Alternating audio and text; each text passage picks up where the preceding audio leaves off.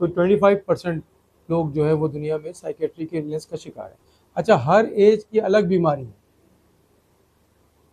क्योंकि मैं खुद प्रैक्टिस करता हूँ, मेरी सारी टीम यहाँ प्रैक्टिस करती है, तो दो सेक्शन जो हैं, अब आबादी के दो सेक्शन, एक तो बच्चे और एक बुजुर्ग, इन दोनों के बारे में हमें कोई पता ही नहीं इनकी ज़िंदगियों में कितनी तकलीफ है। इन्होंने तो अपनी ज़िंदगी गुजार ली है, तो बड़ी मज़े की ज़िंदगी गुजार चुके हैं, इनको क्या है।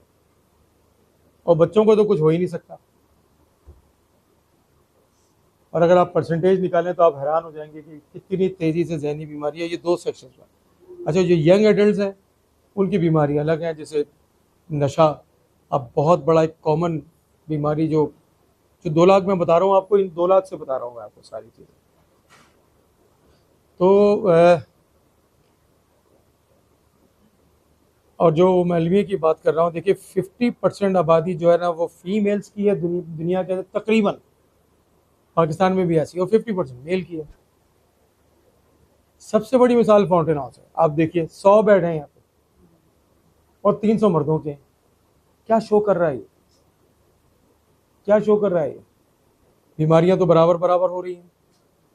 शो क्या कर रहा है? शो ये कर रहा है कि मरीज अगर हो गया घर में, बेटी बहन माँ, अस्पताल नहीं लाना, बदनामी